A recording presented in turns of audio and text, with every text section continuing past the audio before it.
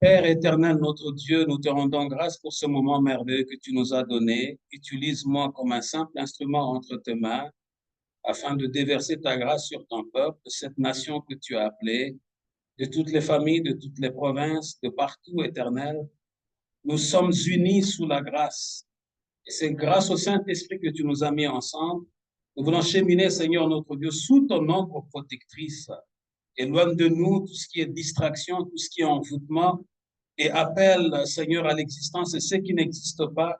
Ramène toute pensée captive à ton obéissance et tout genou à fléchir devant notre Seigneur Jésus-Christ. Nous avons ainsi prié. Amen. La main de l'Éternel se posa sur moi et l'Éternel m'amena par son esprit et me déposa au milieu d'une vallée pleine d'ossements. Il me fit promener sur eux en tous sens et je constatai que ces ossements étaient innombrables sur toute l'étendue de la vallée et qu'ils étaient totalement desséchés. Il me demanda, fils d'homme, crois-tu que ces ossements revivront?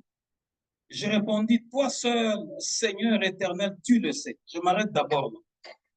Quelle sagesse de la part du prophète Ézéchiel. La Bible dit que l'Esprit de l'Éternel a pris le prophète et l'a promené pour aller voir ce qui s'est passé. Dans tous les sens. Il me fit promener en tous sens et j'ai constaté que ces ossements étaient innombrables sur toute l'étendue de la vallée et qu'ils étaient totalement desséchés. L'Esprit de l'Éternel a amené son serviteur dans cette vallée, mais le constat était amer. Le prophète a vu plein d'ossements dans la vallée. Tout était sec. Il n'y avait point de vie. Il n'y avait plus d'espérance. Or, la Bible nous dit que pour celui qui vit, il y a encore de l'espérance. Mais ceci se passe quand? Ceci est en train de se passer pendant que Israël, la nation de Dieu, la nation que Dieu s'était choisie, était en exil, en déportation. Je voudrais t'annoncer aujourd'hui dans le nom puissant de Jésus. Ce n'est pas parce que tu es au Canada, tu es aux États-Unis, tu es en Afrique, tu es en exil que ton Dieu est en exil. Quel que soit l'endroit où tu te trouves, l'Éternel est assis sur son trône. Ils étaient en exil, mais l'Éternel n'était pas en exil. Mais l'Éternel s'est choisi un homme, le prophète Ézéchiel. Et la Bible dit que lorsque Dieu a appelé Ézéchiel à exercer le ministère du porte-parole, parce que dans la Bible, le prophète, c'est un porte-parole de l'Éternel. C'est la bouche de l'Éternel. Et lorsque Dieu a appelé Ézéchiel à exercer le ministère du porte-parole, Ézéchiel avait 30 ans. Il était encore jeune. Il était encore jeune. Et Dieu l'a appelé du milieu de son peuple afin qu'il puisse exercer le ministère. Ézéchiel était en train de préparer la nation de Dieu, le peuple de Dieu. Faites attention, obéissez à Dieu, suivez la loi de Moïse, adorons l'Éternel. Ne nous mélangeons pas à d'autres nations païennes, les nations que nous avons rencontrées partout, l'Éternel nous a fait traverser. Mais le malheur qui existe même jusqu'aujourd'hui, le fait seulement que tu quittes le Congo et que tu viennes au Canada, que tu viennes en France, que tu viennes en Belgique, le zèle que tu avais a disparu. C'est ce que nous constatons, surtout nous qui vivons dans ce pays de froid. Au Congo, tu étais dans la chorale, tu étais une évangéliste, tu étais dans l'intercession. Mais le fait seulement de te déplacer, venir ici, cette chaleur-là a disparu. Ta tête commence à tourner autour des factures à payer, les impôts, ceci, cela, tu parles de gaz, ta tête ne tourne qu'autour des choses de ce monde. Tu as perdu l'intérêt que tu avais des choses de Dieu. Ça ne date pas d'aujourd'hui, ça date depuis le temps antique. Le peuple a vu la main de l'Éternel, mais le peuple s'est prostitué. Et j'aimerais amener, j'aimerais bien placer le tableau, bien ressasser, amener chacun d'entre nous à comprendre que lorsque Dieu a commencé à avertir son peuple que je vais vous laisser partir en exil, ce n'était pas encore du temps du prophète Ézéchiel. Dieu a commencé à les avertir déjà avec le prophète Jérémie. Lorsque Dieu a appelé Jérémie, qui était aussi un enfant, qui était aussi un jeune, il commençait à avertir son peuple que si vous abandonnez la voie de l'Éternel, voici ce que Dieu dit, il va vous abandonner et vous irez en déportation. Déjà, le prophète Jérémie le parlait. Il annonçait. Mais vous voyez que depuis tout ce temps-là, à cause de l'endurcissement du cœur de l'homme, je prie pour que ton cœur se déchire aujourd'hui, que tu ne puisses plus avoir un cœur de pierre, mais que tu puisses avoir le cœur de chair où la parole de Dieu va se reposer, afin que tu sois transformé, renouvelé par l'intelligence, pour que tu marches conformément à la volonté de Dieu. Jérémie déjà était en train de les préparer et dit, un jour, l'Éternel est en train de dire, à cause de votre désobéissance, vous irez en déportation. Et ça va être très dur. L'Éternel va vous lâcher pour un temps. Et ce moment-là est finalement arrivé. Ézéchiel était là avec tout le... Il fut parmi ceux qui ont été amenés en déportation. Il était là avec eux. Mais la différence, il a eu la grâce de Dieu de devenir l'envoyé de Dieu au milieu de cette nation. Et Dieu voulait maintenant, Dieu voulait restaurer son peuple. Mais avant la restauration, il a d'abord pris son serviteur par l'Esprit. Il l'a fait promener au-dessus de la vallée. Ces ossements ici, c'est un sens figuré.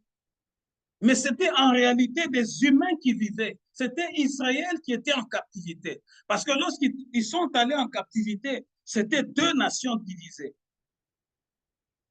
C'était deux nations séparées. Il y avait le royaume du Nord, dont la capitale était Samarie, et il y avait le royaume du Sud, Juda, dont la capitale était Jérusalem. Mais Dieu a exercé son jugement.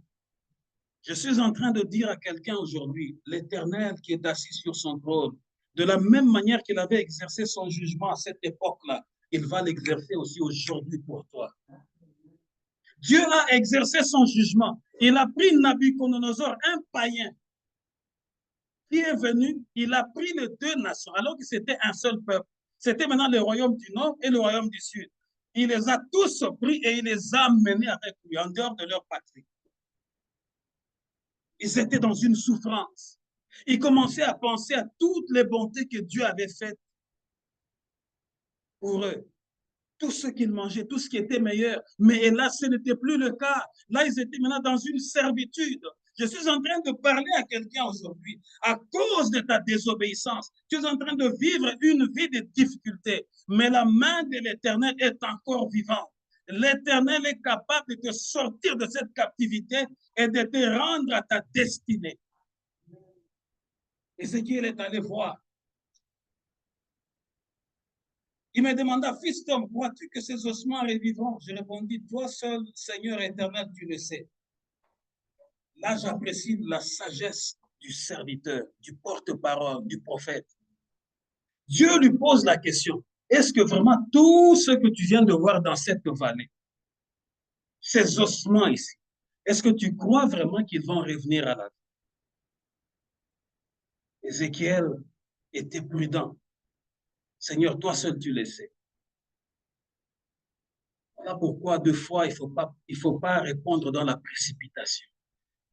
La Bible nous dit dans le livre de Proverbes, la bouche qui parle beaucoup ne manque pas de péché.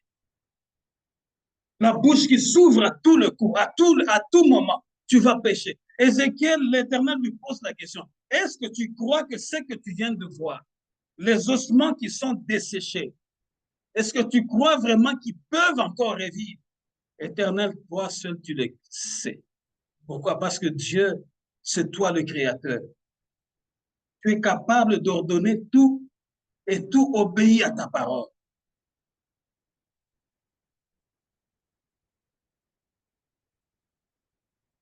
Verset 4, puis il me dit, prophétise sur ces ossements-là et dis-leur, ossements desséchés, écoutez ce que dit l'Éternel. C'est là qu'on a tiré notre terme. Dieu ordonne à son prophète, il dit, prophétise sur ces ossements et dis-leur, ossements desséchés, écoutez ce que dit l'Éternel.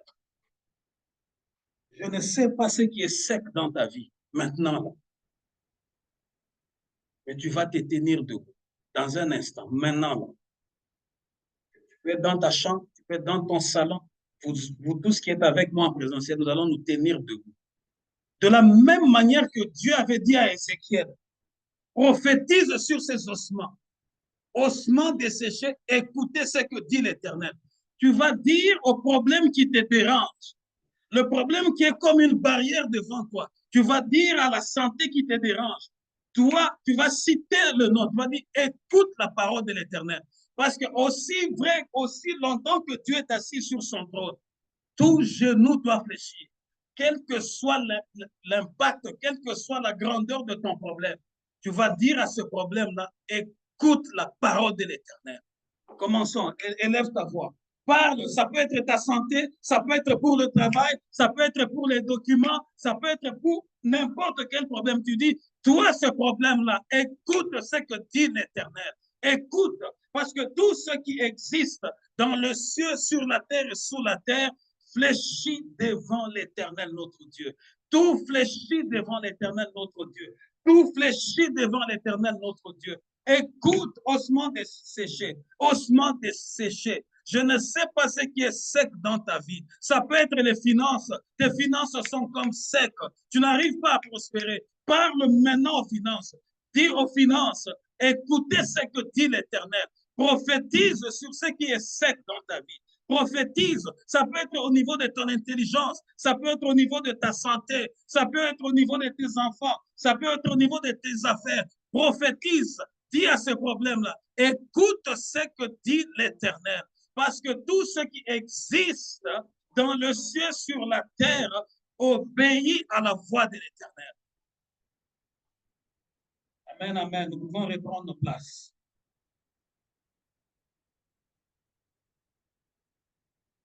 Nous sommes à l'école de la pratique. Nous lisons et nous pratiquons au nom de Jésus. Vous savez, peuple de Dieu, le monde ici dans lequel Dieu nous a mis est spirituel. Avant que plusieurs choses que tu vois venir dans les naturels, ça commence d'abord dans les spirituels. Voilà pourquoi aujourd'hui tu vas parler à ton problème. Amen. Tu vas prophétiser toi-même. Vous vous rendez compte, vous connaissez l'histoire dans la Bible, lorsque Jésus-Christ a eu faim. Il est allé vers le figuier, il n'y avait rien, il n'y avait pas de fruits. Mais la Bible nous dit une seule chose dans ce verset, dans ce passage-là. Ce n'était pas la période de filles. Ce n'était pas la saison de filles. Mais qu'est-ce qui est arrivé? Jésus a parlé sur ce figuier, il a dit, plus jamais tu ne porteras de fruits.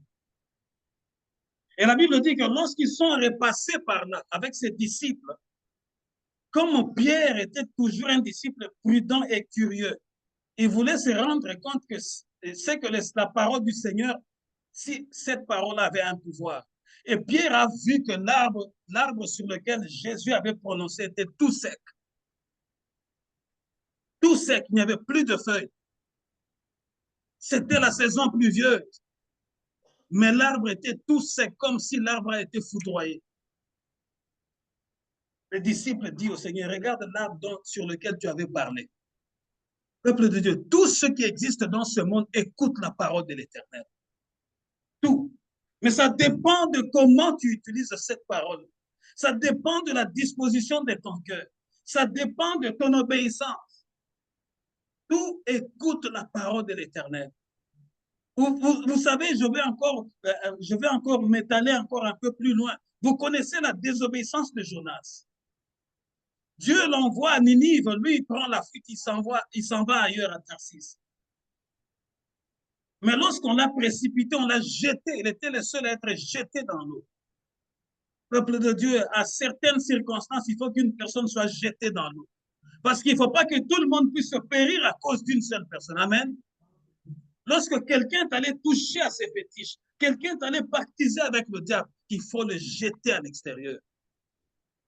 Jonas, c'était lui qui a amené le trouble. Finalement, il a dit, c'est moi votre problème. Si vous me jetez dans l'eau, vous allez rester en paix. Et c'est ce qui est arrivé. Lorsqu'on a juste jeté Jonas dans l'eau, tous ceux qui étaient dans le bateau étaient safe. Ils sont restés en paix. Voilà pourquoi il y a certaines personnes, lorsqu'ils viennent dans vos vies, lorsque quelqu'un vient dans ta vie, tu commences à voir que les choses ne vont plus comme elles allaient avant. Parce que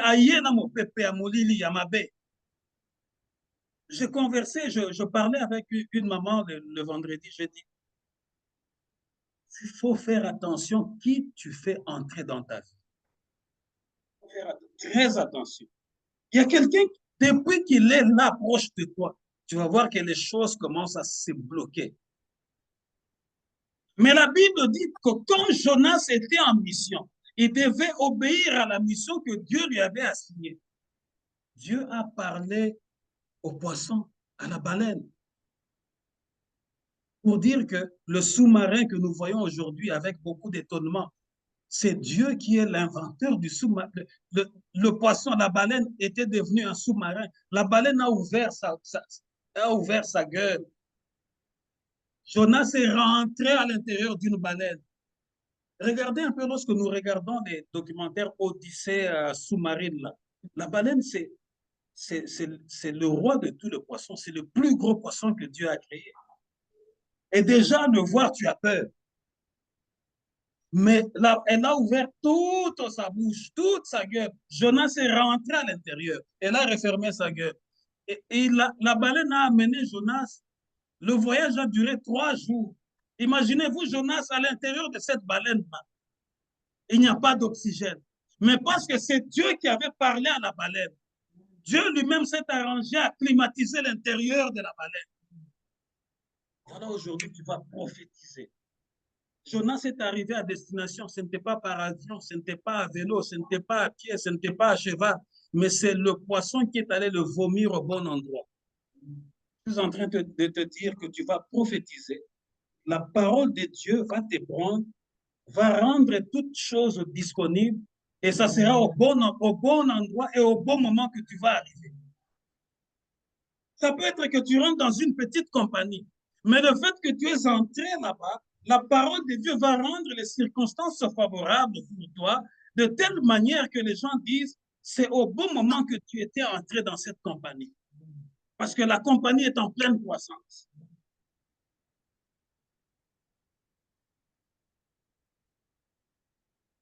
Oui, il m'a dit, prophétise sur ces ossements-là et dis-leur, ossements desséchés, écoutez ce que dit l'Éternel. Voici ce que vous déclare le Seigneur l'Éternel. Je vais faire venir en vous l'esprit et vous revivrez. Je mettrai sur vous des nerfs et je vous revêtirai de chair. Je vous recouvrirai de peau. Je mettrai en vous l'esprit et vous revivrez et vous reconnaîtrez que je suis l'Éternel.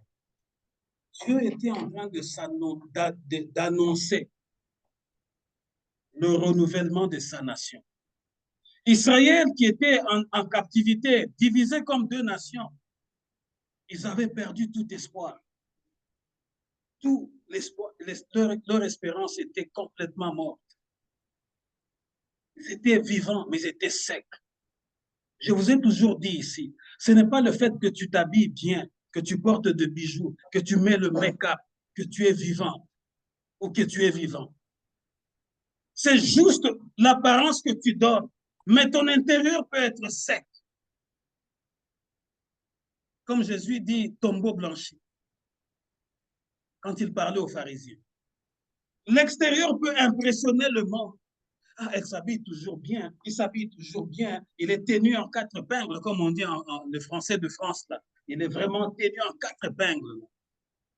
Mais ton intérieur est tout sec, ossements desséchés. La population, le peuple était dans la vallée qui représente aussi le monde. Ils étaient perdus, ils étaient là, ils se parlaient entre eux, mais spirituellement parlant, ils étaient comme des ossements desséchés. Pourquoi? Parce que l'Esprit de Dieu n'était pas en eux. Il n'y avait plus d'accord entre le peuple qui était en déportation et son créateur, le Dieu qui était assis sur le trône. Voilà pourquoi il fallait qu'il y ait un processus spirituel, parce que Dieu avait besoin d'une nouvelle nation, afin que les choses anciennes puissent disparaître et que de nouvelles réalités viennent. Une nouvelle nation, avec le Saint-Esprit, avec un cœur renouvelé.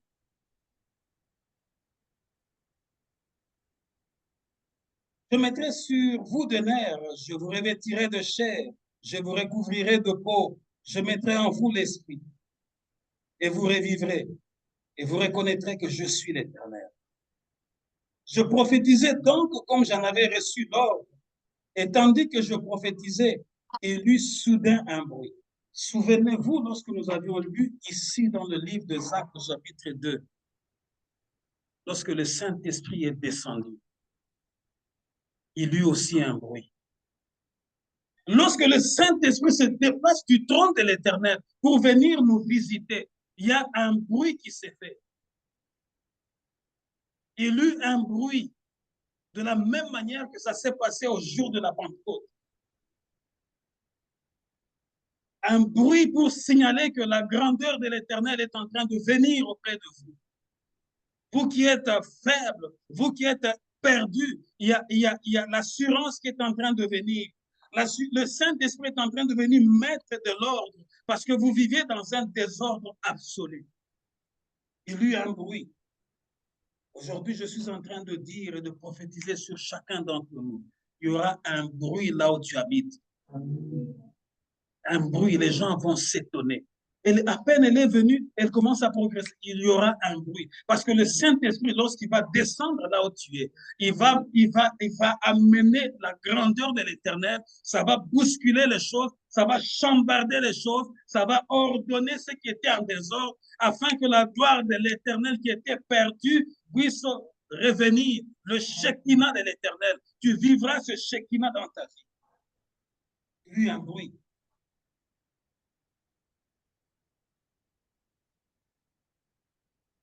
Puis un mouvement se produisit et les os se rapprochèrent les uns des autres. Je suis en train de te dire aujourd'hui, il y aura une pleine harmonie dans ta vie à cause du Saint-Esprit. Non seulement qu'il y aura une pleine harmonie dans ta vie à cause du Saint-Esprit, mais les choses vont commencer à se rapprocher d'elles-mêmes, elles vont commencer à s'aligner.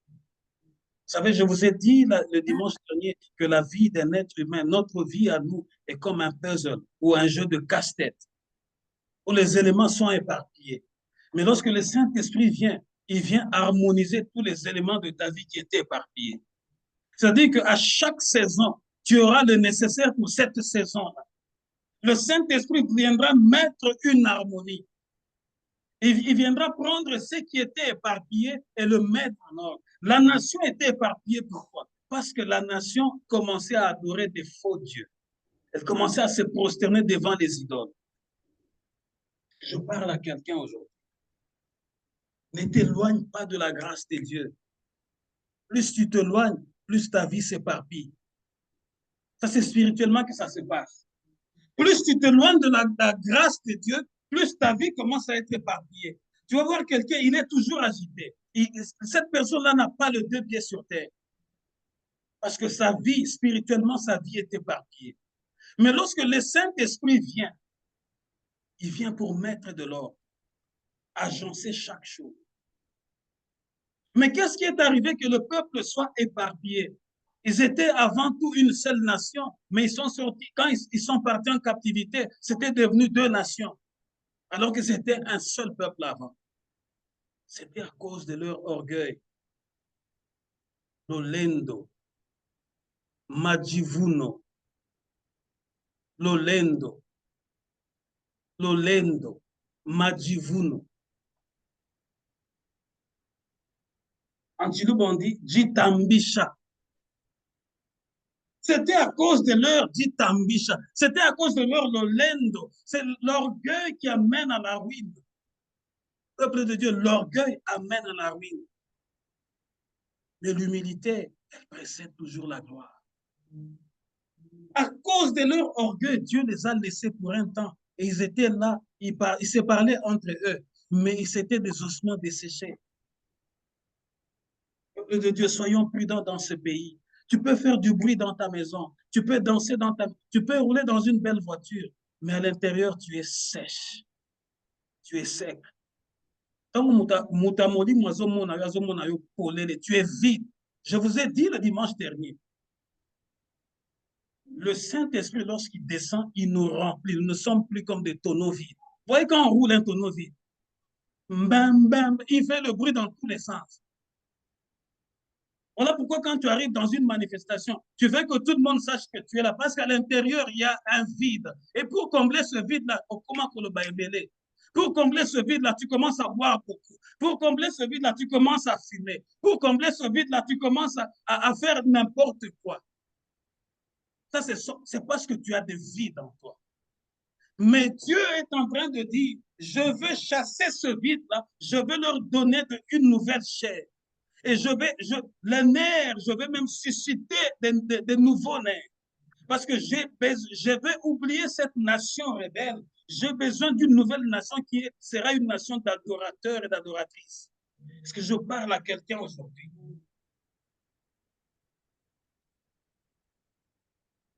Je prophétisais donc comme j'en avais reçu d'or, et tandis que je prophétisais, il eut soudain un bruit, puis un mouvement se produisit. Les os se rapprochèrent les uns des autres.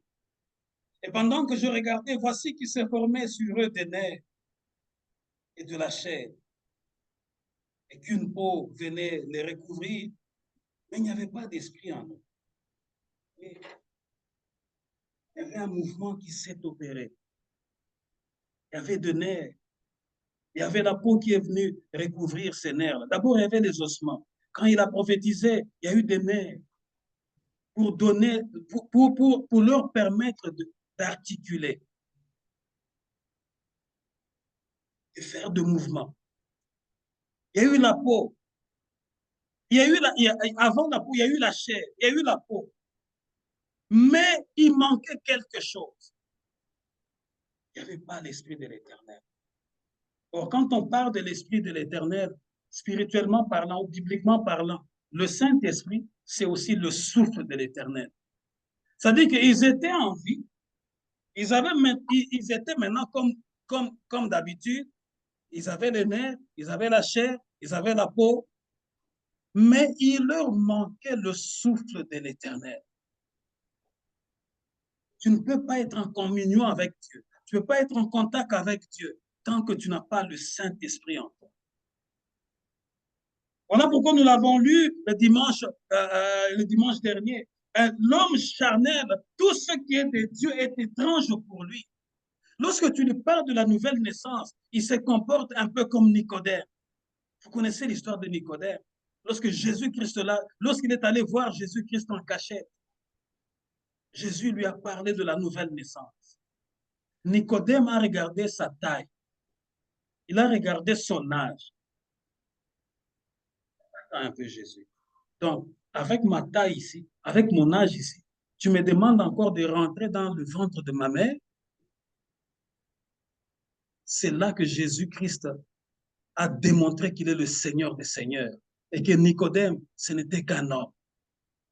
Parce que ce que Christ a commencé à lui dire, ce n'était plus la nourriture des petits enfants. Ça, c'était maintenant pour de grandes personnes. Mais lui qui était pourtant grand devant les Juifs, parce qu'il était un docteur de la loi, c'était un estimé de tous. Tous l'acclamaient. Peuple de Dieu. En lingala, on dit libande zakatite.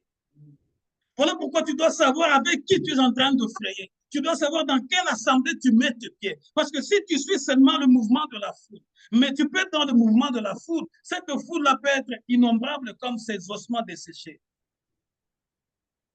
Avec un esprit de ténèbres, un esprit de chèque, un esprit de plainte, un esprit de lamentation. Ça dépend d'où tu pars pour prier. Parce que si ces serviteurs-là est allé chercher la puissance dans le monde des ténèbres pour impressionner, tous ceux qui partent prier là sont comme ces esclaves. Mais nous venons ici notre assemblée, j'ai toujours dit, c'est un centre de foi abondante. Nous lisons la parole telle que Dieu nous la donne, nous la pratiquons et nous invoquons le Saint-Esprit pour qu'il nous donne la force de tenir jusqu'à la fin. Parce que ce n'est pas le début qui compte, mais c'est la fin. C'est la fin. Jésus-Christ était en train de le dire. Lorsque le Fils de l'homme reviendra, trouvera-t-il encore la foi? Parce que dans ses yeux, il y avait des larmes pour voir. Oui, ces gens ici sont dans l'agitation. Maintenant, ils me montrent leur amour parce qu'ils mangent. Je multiplie le pain pour eux. Parce qu'ils peuvent manger, parce qu'ils peuvent boire. Mais est-ce qu'ils vont tenir comme ça jusqu'à la fin? Je suis poussé à te poser la même question. Voilà pourquoi tu es tantôt plus tôt. Tantôt tu viens dans notre assemblée, tantôt tu disparais, tu pars en exil aussi. Et après l'exil, lorsque l'ennemi t'agite de tous côtés, tu te fais voir encore. Tu as besoin d'une nouvelle nation, un nouveau peuple, brisé, reconstruit spirituellement. Parce que le combat est là. Nous sommes encore sur la terre des hommes. Aussi longtemps que Dieu nous garde sur la terre des hommes, le combat spirituel est réel. Et Dieu voulait préparer sa nation pour le combat spirituel, afin d'avoir une seule nation devant nous. Et pour les instruire selon sa pensée, selon sa volonté.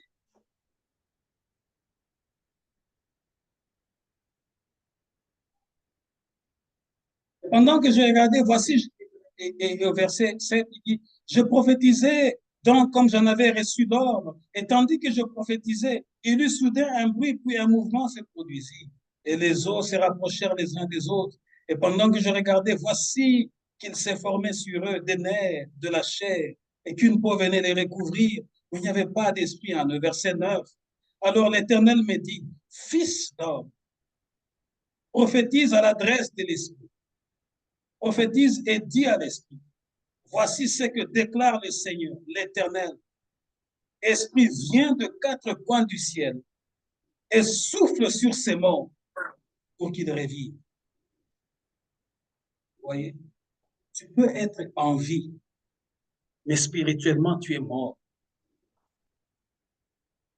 Tu peux être en vie, tu manges ton comme tu veux, tu manges ta salade comme tu veux, mais spirituellement, tu es mort. Voilà pourquoi, lorsque le prophète Ézéchiel a vu qu'il y avait maintenant, tout était déjà en place. Mais seulement, il n'y avait pas le Saint-Esprit qui était là.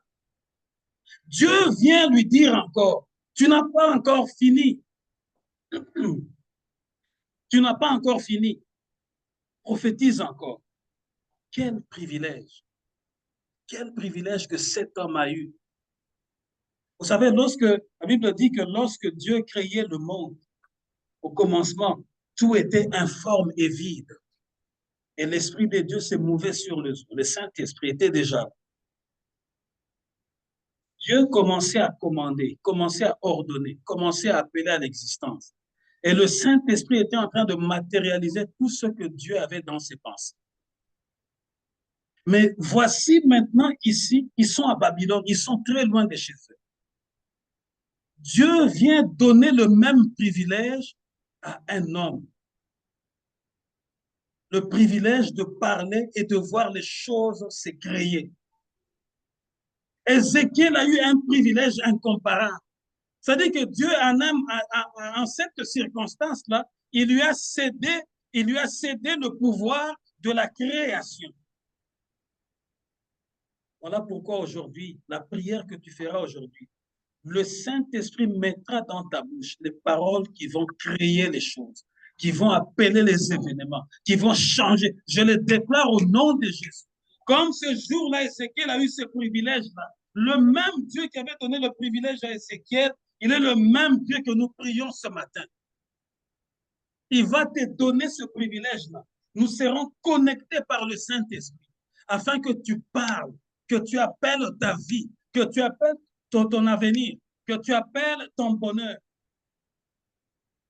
que tu appelles ta marche dans le Seigneur, que tu appelles ta santé, que tu appelles ta stabilité, que tu appelles l'avenir que tu déclares sur des choses qui vont s'opérer dans 5, dans 10 ans. Ézéchiel a eu ces privilèges-là. Dieu lui a cédé. Nous prions un Dieu qui nous donne des passes en or. Mais ça dépend de ta disposition. Dieu nous fait de passes en or. Ézéchiel a eu un passe en or. Dieu lui a permis d'avoir une parole qui allait créer une nouvelle nation.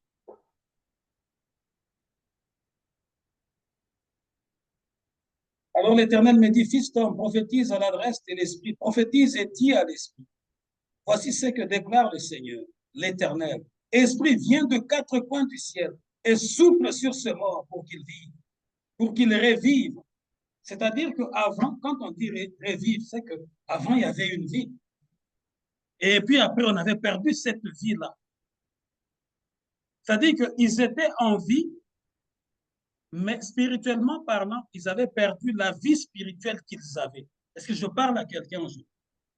Si tu as déjà perdu la vie spirituelle que tu avais, la chaleur spirituelle que tu avais, le zèle spirituel que tu avais, aujourd'hui, tu le reprendras au nom de Jésus. Parce que les gens sont toujours là à se justifier. Ah, moi, tu sais, je ne viens pas. Oui, ceci, cela, j'ai autant à payer. On tourne qu'autour de tout ce qu'il y a à payer. C'est ça le langage d'ici. On tourne seulement autour de ça. Mais qu'est-ce que la Bible nous dit? Fais de l'Éternel tes délices. Il te donnera ce que ton cœur désire. Vous savez, c'est l'ennemi qui vient te distraire afin que tu fasses des choses du monde tes délices. Parce que pendant que tu tournes aux choses du monde, pendant que tu cours toi tu es en train de courir vers les choses du monde, il y a l'Esprit de Dieu aussi qui est en train de leur faire courir. Donc, parce que toi, tout ça aussi, ça court. Vous voyez un peu ce qui se passe spirituellement? Pendant que toi, tu es en train de courir, l'Éternel ordonne aussi que ces choses-là que tu cherches commencent aussi à courir. Alors, quand tu vois quelqu'un fatigué, il rentre chez lui fatigué. Elle rentre chez elle fatiguée. Je demande à celui qui a ouvert le micro de le fermer, s'il vous plaît. Il rentre fatigué, épuisé, parce qu'il est en train de courir derrière les choses du monde. Et depuis qu'il a commencé à courir, depuis qu'il avait commencé à courir, mbangu na mbangu, mais le jour où tu te rapproches, tu fais de l'Éternel tes délices, Dieu lui-même va s'arranger. Au lieu que toi, tu commences à courir, c'est ces choses-là qui vont commencer à courir maintenant vers toi. Il y aura des opportunités, il y aura des portes qui vont s'ouvrir. Même quand tu seras pour l'interview, tu vas arriver. Pour les autres, c'était une interview. Pour toi, ça devient juste un dialogue. Parce que c'est Dieu qui inverse les choses. Parce que Dieu voit que non, celle-ci, c'est ma fille. Elle est toujours dans mon temple. Elle fait de mes choses à moi sa priorité. Mais comme elle fait de mes choses à moi sa priorité, moi, je vais aller chercher ce qu'elle, son cœur désire. Je vais le lui amener. Regardez comment l'ennemi est en train de nous distraire, peuple de Dieu. Je veux que notre assemblée soit bien bâtie, bien formée spirituellement, pour que tous nous venions au temple de l'Éternel. Cherchez d'abord l'Éternel, afin que toutes ces choses nous soient accordées par-dessus. Toutes ces choses, c'est Jésus qui nous l'a dit. Cherchez le royaume. Tout ce que vous désirez là, vous sera donné. Ça va pas ma tabisse. Par-dessus.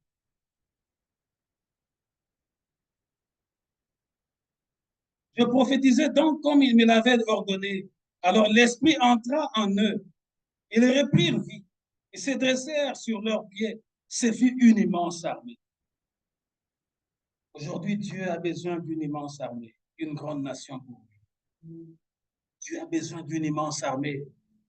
Ézéchiel a prophétisé selon l'ordre qu'il avait reçu. Et le Saint-Esprit est entré dans le corps qui n'avait point de vie. Le Saint-Esprit leur a redonné la vie. Le Saint-Esprit leur a donné une nouvelle espérance. Est-ce que je parle à quelqu'un aujourd'hui? Ah, tu regardes ton âge, j'ai déjà dépassé 50 ans, est-ce que ceci, je peux encore le faire? Je te dis, tu es dans l'erreur. Tu es dans l'erreur. Ce n'est pas 50 ans, tes 50 ans qui vont impressionner Dieu. Ce n'est pas tes 60 ans qui impressionnent Dieu. Toi, fais de l'Éternel tes délices. Dieu va faire revivre tout en toi. L'impossible devant notre Dieu n'existe pas. Ézéchiel disait, Seigneur, toi seul tu sais si ces ossements vont revivre. Et Dieu lui a passé, il lui a donné une passe en or. Tu auras dans ta bouche les paroles de redonner la vie. Voilà pourquoi à partir d'aujourd'hui, tu dois changer ta façon de parler sur toi-même. Chaque matin, lorsque tu te lèves, commence à prophétiser sur toi-même. Seigneur, fais vivre ce que je vais faire aujourd'hui. Seigneur, avance avec moi. Seigneur, enlève tout le blocage sur ma route. Parce que toi seul, tu es capable de le faire.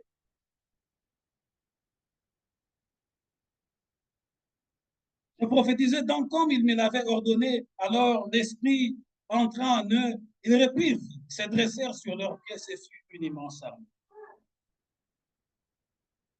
L'Éternel a besoin de voir une immense armée. Ils se tiennent debout pour l'adorer. Dieu a besoin de voir une grande armée qui se tient debout pour le servir. Dieu a besoin d'une grande armée qui se range en ordre de bataille pour aller conquérir les armes aux extrémités de la terre. Dieu a besoin d'une grande armée. Ils étaient partis divisés. Parce que lorsqu'ils étaient là-bas, il y avait le royaume de Juda. Et il y avait Éphraïm, le fils de Joseph, qui formait aussi une tribu.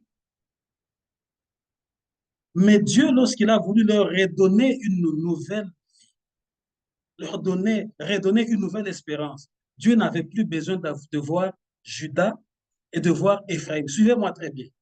Dieu n'avait plus besoin de voir Juda à côté, Éphraïm à côté. Or, Juda, c'est le fils de Jacob. Joseph, c'est le fils de Jacob. Mais son père, lorsqu'il donnait les bénédictions sur tous ses enfants, il a pris les bénédictions de Joseph, son fils, il a donné ces bénédictions-là à ses petits-enfants. C'est-à-dire qu'Éphraïm, qui est le petit-fils de Jacob, a reçu la bénédiction à la place de son père, qui est Joseph. Il formait maintenant une tribu. Il y avait Éphraïm et il y avait Manassé. Donc, le père, oh, les choses de Dieu sont terribles. Pendant qu'il était en train de bénir tous ses enfants, il arrive sur Joseph, il dit non, l'Éternel m'ordonne de bénir, au lieu que ça soit toi, mais ça va être tes deux enfants ici, Éphraïm et Manassé. Ils vont représenter tous une tribu. Mais maintenant, lorsqu'il veut le faire partir de cet exil-là, Dieu est en train de faire voir à son serviteur que moi, je veux faire rentrer mon peuple sur cette terre afin qu'il m'adore. Mais je n'ai plus besoin de voir Juda côté, Éphraïm à côté. Je vais en faire une seule nation, afin qu'il puisse avoir, et c'est ce que Dieu dit, afin qu'il puisse avoir un seul roi. Et ce roi-là, ça sera David, mon serviteur. Or, quand Dieu était en train de prophétiser comme ça, ce n'était pas seulement pour ce temps-là. Dieu était en train de prophétiser pour Jésus-Christ. Parce que Jésus-Christ, spirituellement parlant, c'est le fils de David. Voilà pourquoi l'apôtre Paul dit, il faut qu'il y ait un seul Seigneur, un seul baptême, une seule foi, une seule Église qui est le corps du Christ. Un seul Seigneur qui doit régner sur nous. Et Dieu est en train de dire, je veux que les deux là ne soient plus divisés, mais lorsqu'ils vont rentrer, ça sera désormais une seule nation, et c'est mon serviteur David qui va régner sur cette nation-là. Un seul berger. Je suis venu te dire aujourd'hui, le Saint-Esprit, lorsqu'il est descendu, il est venu faire de l'Église le corps du Christ. Afin que l'Église, nous qui faisons partie du corps du Christ, nous puissions avoir juste un seul Seigneur. De la même manière que Dieu avait décidé, lorsque je vais les ramener, je vais leur donner un seul berger de mon peuple. Mais lorsque le Saint-Esprit est descendu, nous avons un seul bon berger qui s'appelle Jésus-Christ. Un seul bon berger de l'Église qui est son corps. Nous faisons partie de ce corps-là, le corps de Jésus-Christ. Il est le seul Seigneur. Nous allons nous tenir debout maintenant dans la prière.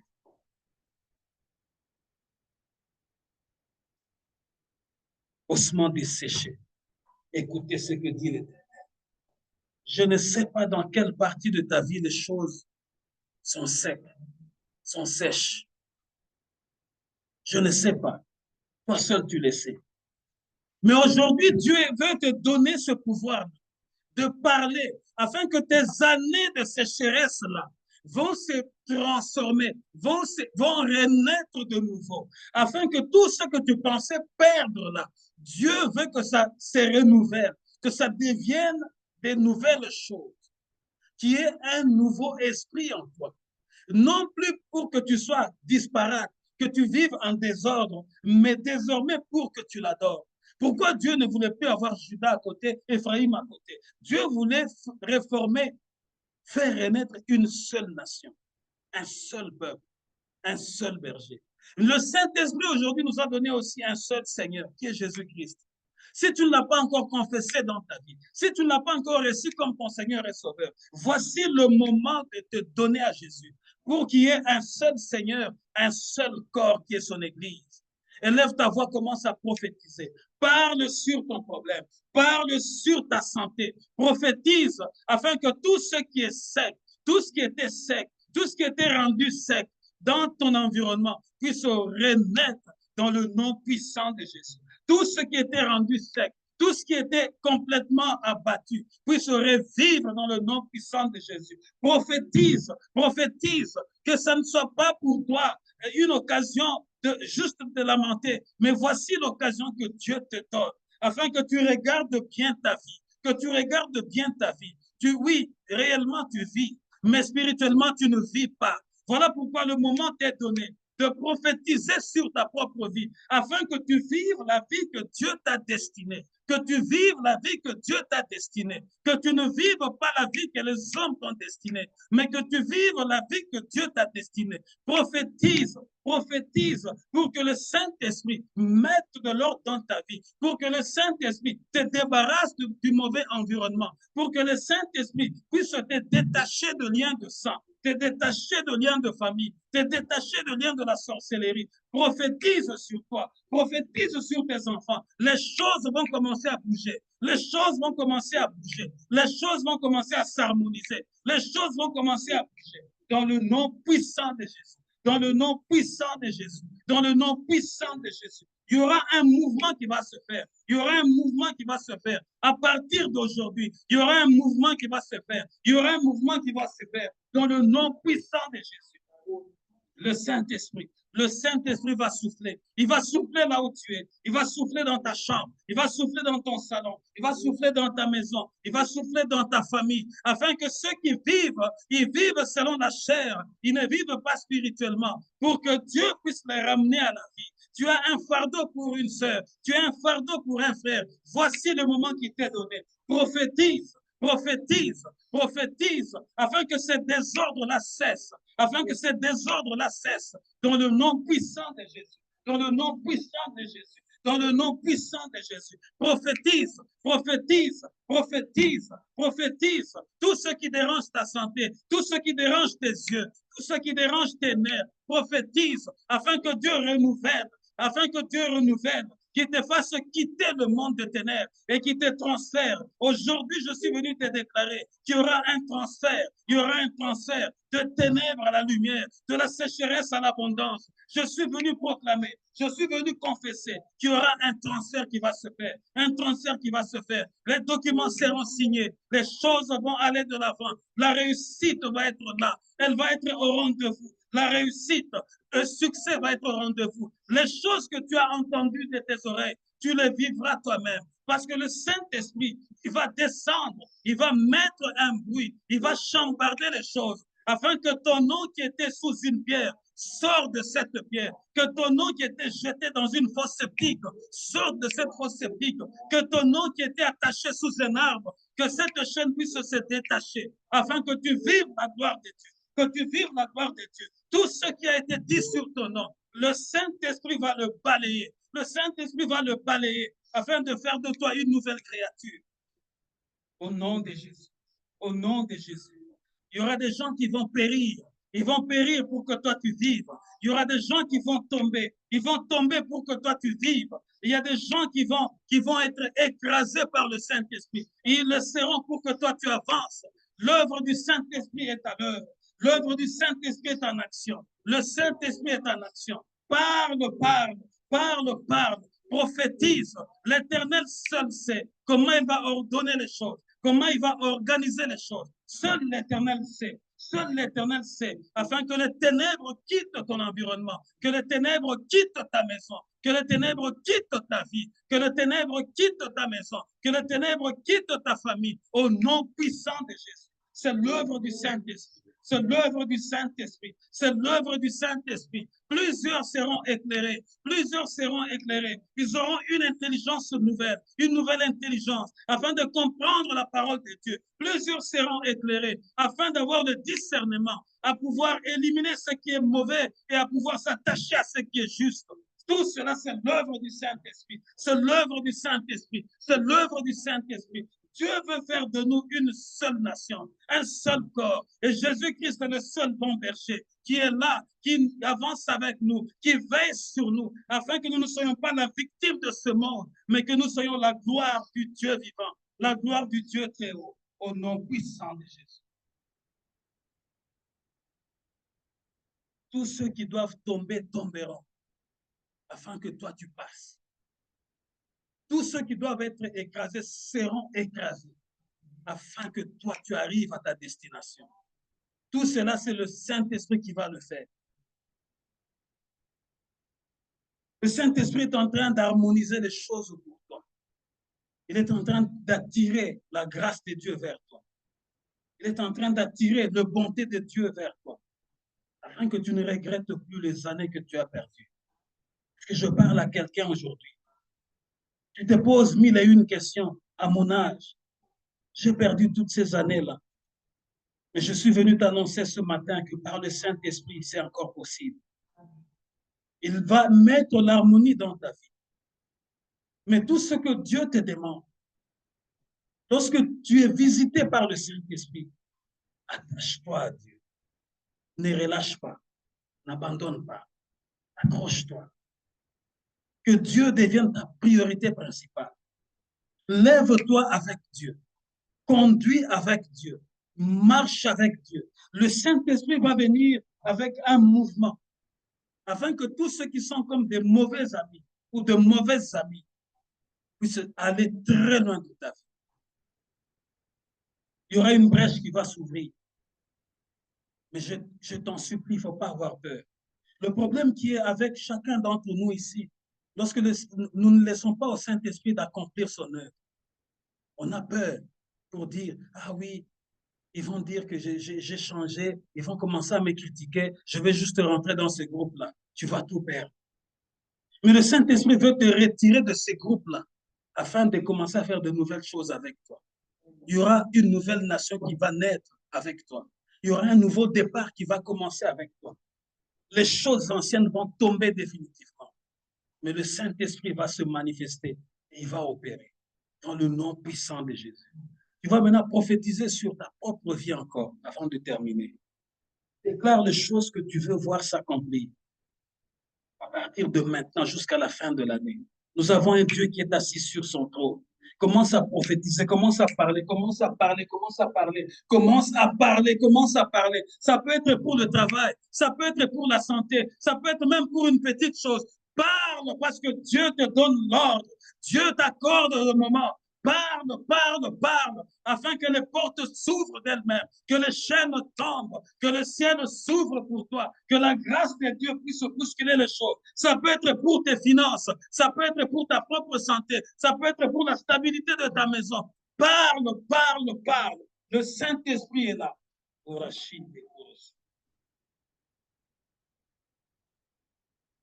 Amen, amen, amen.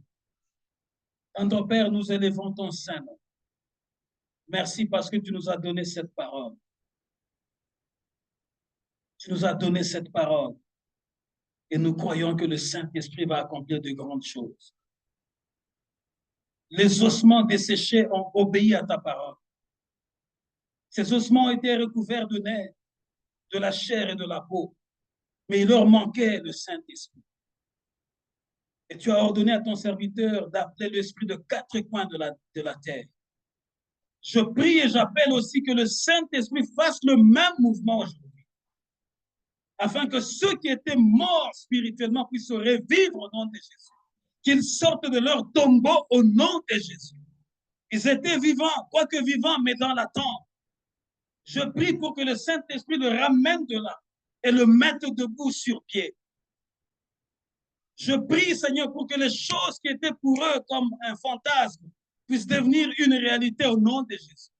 Que le Saint-Esprit lui-même orchestre, organise, harmonise et mette tout ensemble afin qu'il s'élève une grande armée pour t'adorer, pour témoigner, pour dire que l'Éternel a fait pour nous de grandes choses.